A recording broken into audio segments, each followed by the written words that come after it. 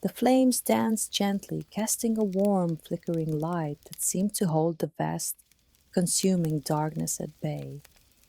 Overhead, the stars blinked faintly, as if watching silently, while the wind wove its way through the trees, carrying with it a faint, mournful sigh.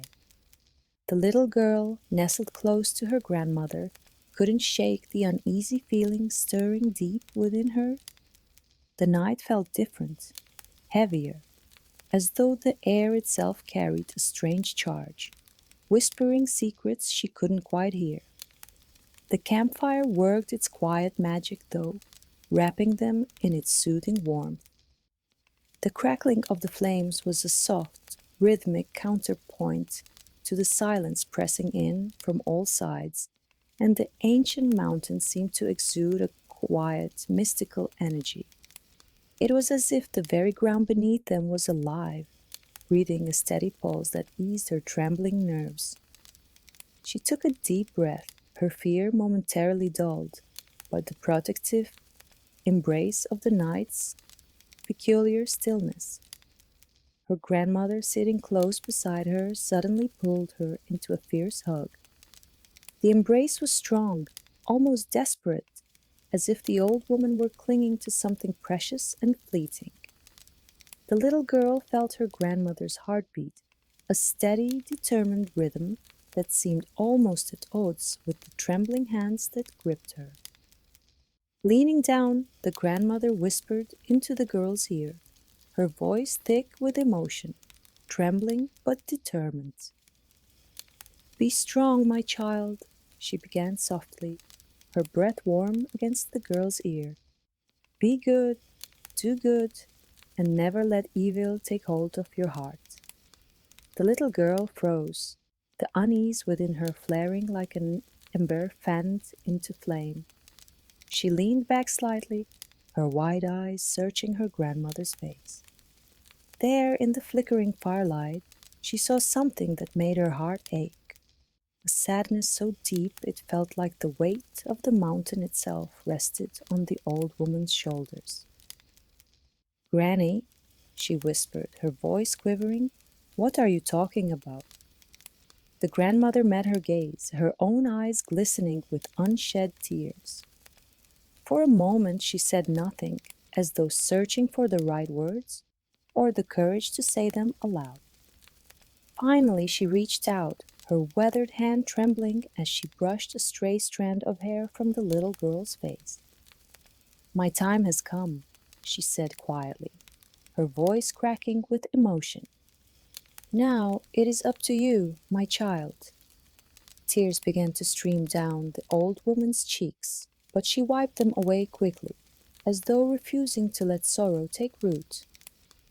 Her hands, strong despite their age, cupped the little girl's face, holding her gaze with a fierceness that made the girl's chest tighten. "I know your heart," the grandmother continued, her voice steadier now. "It is as pure as any heart can be. The world will try to change you, to make you hard, to dim the light within you. But you must resist. Stay strong, no matter what. You carry something precious, something the world desperately needs. Promise me, my darling, promise you will never let your light go out." The little girl didn't fully understand, but the weight of her grandmother's words settled heavily in her chest. She nodded slowly, her throat too tight to speak. Despite her fear, something inside her stirred, a quiet determination, a spark of courage. She didn't know what lay ahead, but in that moment she vowed to hold on to the light her grandmother spoke of, to carry it forward no matter how dark the road became. The night grew quieter, the wind dying to a gentle whisper as the fire burned low. The little girl stayed close to her grandmother, clutching the old woman's hand tightly, as though afraid to let go. The shadows seemed to press closer, yet the girl felt a tiny flicker of resolve within her. Whatever lay ahead, she would try to be everything her grandmother believed she could be.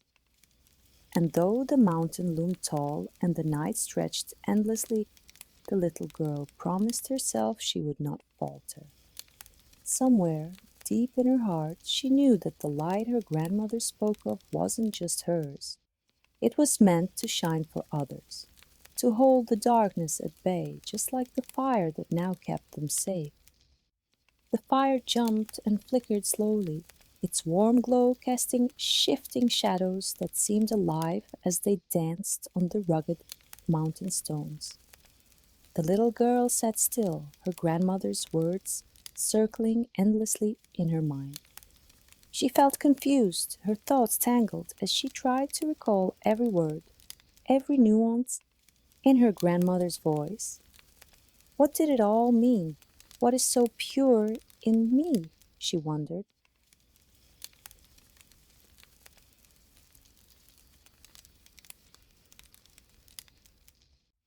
Her small hands gripped the folds of her dress tightly as she stared into the flames. Something about the way the fire moved, steady, alive, seemed to echo the strange feeling stirring inside her since they had stepped foot into this forest. It was an odd sensation, like she was connected to everything here. The earth beneath her, the tall, ancient trees that whispered in the wind, and even the mountain looming high above them. She couldn't explain it, but she felt it. This pull, this knowing. It frightened her as much as it fascinated her. She whispered aloud to herself, her voice barely audible over the crackle of the fire. What is this feeling? What did Granny mean? She paused, swallowing the lump in her throat. Am I special? Am I unique? Her words hung in the air, unanswered, yet heavy with weight. For a moment all was still. Then, like a thunderclap from a clear sky, a realization struck her, so sudden and jarring that her breath hitched. She didn't remember nothing. Not her home, not her friends, if she even had any, not her life before they came into this forest. Her mind was a blank canvas beyond the moments she had shared with her grandmother on this journey. She clutched her head, squeezing her eyes shut as she desperately searched for a memory. Any memory, but there was nothing. Only a vast emptiness, as though her life had started the moment they crossed into this strange place. Her heart pounded. Granny, she whispered, her voice trembling. Why can't I remember? Why don't I know who I am? The forest seemed to hold its breath, the night suddenly feeling colder, more oppressive. She turned to her grandmother, who had grown quiet, her gaze fixed on the fire. The old woman's face was lined with sorrow, but also with resolve, as though she had known this moment would come. The little girl's voice rose, more urgent now. Granny, why don't I remember anything before this forest? Who am I? What am I? Her grandmother sighed deeply, her shoulders sagging as if under a great weight. She turned to the girl, her eyes shimmering with tears that refused to fall. It is not my place to tell you, she said softly, her voice carrying an air of finality. You must discover that for yourself. Why can't you just tell me? Please, Granny, I'm scared. The girl's voice cracked, her fear bubbling over. Her grandmother reached out, pulling her into another fierce embrace. I know you're scared, my sweet child, but listen to me. She held the girl's face in her hands again, forcing her to meet her gaze. Some truths must be found, not told, and who you are, you will find in time. Trust the forest, trust the mountain, they will guide you. The girl shook her head, tears streaming down her cheeks. But what if I don't want to? What if I can't? Her grandmother smiled faintly, though it was tinged with sadness. You are stronger than you know. You wouldn't be here if you weren't ready. The little girl looked away, her thoughts spinning. The Scale Mountain, a name she had heard whispered in old stories. half forgotten tales of magic and mystery. Her grandmother had told her the stories once, late at night when the world felt safer. But back then, they were just that, stories. Tales of a place where the brave went to find their true selves, where the weak were tested and the pure were transformed. But that was all legend, wasn't it? Could the scale mountain truly be real? She glanced toward the towering peak above them, its shadow almost invisible against the starry sky. The strange pull inside her stirred again, stronger this time, like an invisible hand guiding her thoughts. She felt a flicker of something new, not fear, but curiosity. The fire burned lower, the night growing quieter, as though the world itself was holding its breath for what came next. The little girl rested her head against her grandmother's shoulder, her small hand clutching the old woman's once more. I don't know what's happening, she whispered, her voice soft but steady. But I'll try. I'll try to understand. Her grandmother kissed her on the forehead, her lips warm and comforting. That's all I ask, my child. Just try. As the fire crackled softly, the little girl's eyes remained fixed on the mountain. Whatever secrets it held, whatever truths lay hidden in its shadow, she would find them. She didn't feel ready, not yet, but deep inside her, a quiet voice spoke. A voice that felt like her own but older, wiser. It said, You're ready. You have always been ready. The little girl wrestled with her swirling thoughts, her mind a tangle of questions and emotions she didn't understand. Slowly she prepared herself for sleep, though her heart felt heavy. The fire had burned low, casting soft amber hues that flickered against the trees.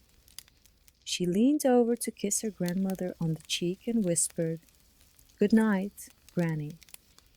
Her grandmother, her eyes shimmering with unshed tears, smiled, a sad, tender smile that seemed to carry the weight of 1,000 unspoken words.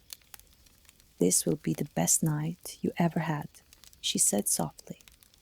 Her voice was steady, but the tears that began to stream down her face betrayed her. She wiped them away quickly, as though determined not to let the little girl see her grief. The girl's young heart ached at the sight, and she wrapped her small arms around the old woman. Don't cry, Granny, she said earnestly, her voice filled with the kind of hope only children can muster. We'll get over this. Everything will be okay. Her grandmother held her tightly, her embrace as warm and familiar as ever, but her reply was so soft it was almost a whisper to herself. You will get over this, my darling. You will. The words settled heavily in the girl's chest, but before she could ask what her grandmother meant, exhaustion overtook her. She curled up in her makeshift bedding, the cool night air brushing her cheeks. As she got comfortable, she glanced up one last time to see her grandmother approaching.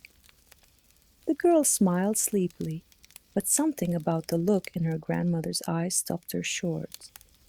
It wasn't sadness this time, it was love so fierce and so vast that it seemed to shine through the firelight. The old woman knelt beside her, stroking her hair gently. Listen to your heart, she said softly. And then, without warning, she vanished. A small breeze swept through the campsite, rustling the leaves and scattering the embers of the fire. But the girl could do nothing. She wanted to cry out, to grab hold of her grandmother and keep her there. But an unexplainable force pressed her eyelids shut. It was gentle but absolute, and within moments, sleep overtook her completely. That night her dreams were unlike any she'd ever known. Colors danced before her eyes, vivid, bright, and warm. She felt an overwhelming sense of peace, as though she were cradled in the arms of the forest itself. Images of mountains, streams, and glowing lights filled her dreams, and for the first time in as long as she could remember, her heart felt light.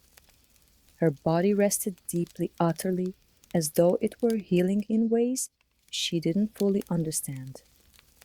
When the first rays of sunlight brushed her face, she stirred. Blinking awake, she stretched and rubbed her eyes, a soft sigh escaping her lips. But as the events of the night came rushing back to her, her heart dropped. Her grandmother was gone. She sat up quickly, her frightened eyes darting around the clearing. The forest stretched out before her, endless and unchanged, and the imposing shadow of the mountain loomed in the distance. But there was no sign of her grandmother, no footprints, no whispers of her presence, nothing but the faint rustling of the trees in the morning breeze. Tears began to spill down her cheeks, rolling hot and fast like a waterfall. She sank onto a nearby stone, her small frame trembling with sobs. The weight of loneliness pressed down on her chest, and for what felt like hours, she cried, the sound of her grief swallowed by the vastness of the forest. But then, just as she felt she couldn't cry another tear, a strange sound broke through the silence. It was faint at first, almost like a melody carried on the wind, but it grew clearer with every passing moment.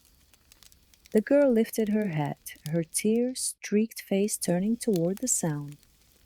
Her breath hitched as she saw something moving in the distance. Her wide eyes filled with a mixture of shock and wonder, her sadness momentarily forgotten. She was mesmerized, unable to look away.